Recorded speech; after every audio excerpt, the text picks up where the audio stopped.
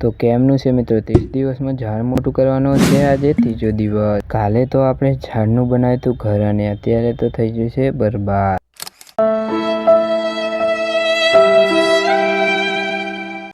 અરે ના મિત્રો, કંઈ નથી થયું ઝાડને અને થયું છે ખાલી નુકસાન બદામને। તો બદામ પડી જશે ને લાકડીઓ હટાવવી પડશે મારે।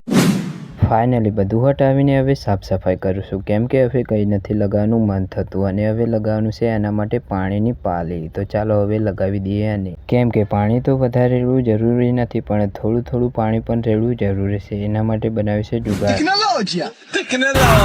તો કેવો લાગે જુગાડ એ તમે કોમેન્ટમાં કહી દેજો મિત્રો। ને અત્યારે તો આવશે ધીમું પાણી।